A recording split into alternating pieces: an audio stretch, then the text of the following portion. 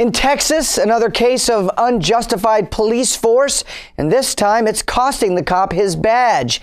Video surfaced online, and fair warning, it is very hard to watch. A young police officer pulls over an unarmed 73-year-old man, suspecting that his license plate wasn't valid. For more details on this story, here's Gary Franchi. That's right, Midge. What started out looking like an ordinary question about the driver's license plate turned violent way too fast. 73-year-old Pete Vasquez had just recently purchased a new car, and it still had the original state license plates on it. You've seen them before, the kind that come with a built-in short-term exemption. But those exempt plates don't have the regular colored sticker on them. And when 23-year-old officer Nathaniel Robinson pulled the elderly man out of his car, he didn't seem to be aware of the law. Vasquez told him as much and even showed the officer his license plate. But that didn't seem to satisfy Robinson, so he took the man from behind and threw him to the ground. Most of the incident was captured on video from the dashboard camera of the squad car, and you can see Robinson hit the victim with a taser after he's already on the ground. To think, all this for a mix-up over expired license plates. Imagine the force that this officer might have used against an aggressive suspect in another case. Well, the good news is the officer is off of the streets for good. After a month-long review, the Victoria Police Department finally fired the officer, citing several violations. 2 suspects are now under arrest following a massive manhunt in New York City. The pair are accused of armed robbery, and then one of them turning a gun on a plainclothed police officer in the Bronx. Surveillance video that clearly showed his face and gun helped lead police to the suspected shooter, Jason Polanco.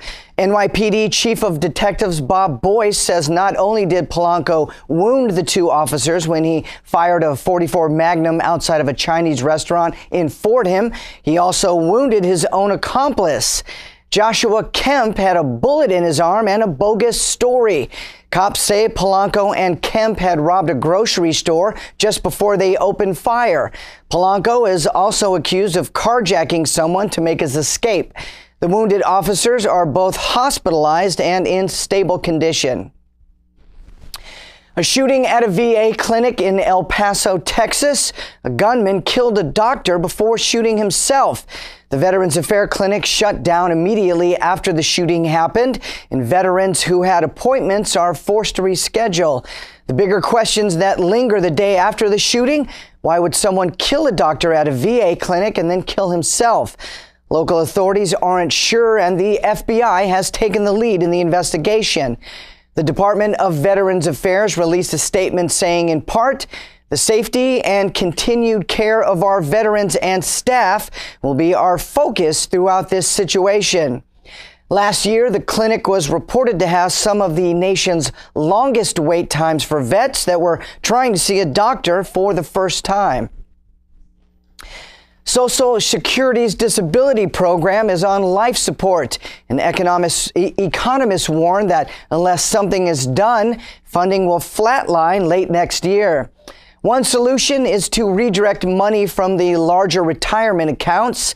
Similar moves have been made in the past, but that's not the way the lawmakers in the House see it. They passed a bill to roadblock that escape route.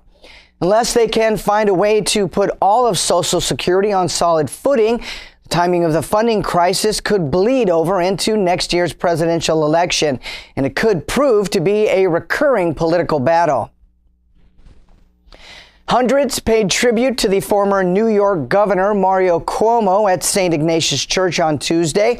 And during the eulogy, his son and current governor Andrew Cuomo says that his father's relationship with the Catholic Church was complicated. Former Governor Mario Cuomo's support for abortion rights was condemned in the 1980s by Cardinal John Joseph O'Connell, who even considered excommunicating the governor. At Cuomo's funeral on Tuesday, his son said his father was a keynote speaker for our better angels. Cuomo's Priest for Life says many Catholic politicians have followed in his footsteps, and he says that politicians should oppose abortion, not because it follows church teachings, but because it destroys human life. Well, we've been looking forward to it for more than a month, and now it's finally open. The time capsule found in Boston, thought to be buried by Samuel Adams and Paul Revere back in 1795. It was found tucked away in a cornerstone of the State House, and after weeks of tender care and inspection, museum specialists opened the capsule to find 5 folded newspapers, a seal of the state of Massachusetts, about 24 coins, and a George Washington medal. Many of the metal pieces were very corroded, and the oldest item in the collection is a copper shilling dated from 1652. It's pretty cool, and you can now view the items for yourself at the Museum of Fine Arts. And in other news, if you thought love was expensive, you should see the price tag on divorce these days.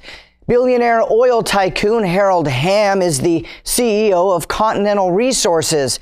But while he runs his company, he's also wrestling through a sticky divorce. At one point in the process, Hamm offered his ex-wife, Sue Ann Arnold, a settlement. It came in the form of a check worth $974.8 million. That is just a few pennies shy of $1 billion. And get this, she said no. Arnold's divorce lawyer said she doesn't want to risk losing out on any of Hamm's estimated $18 billion. So instead of cashing that massive check, she's going to continue to take him to task in the courtroom. I guess the lesson here is Hamm should have known better than to marry a girl named Sue.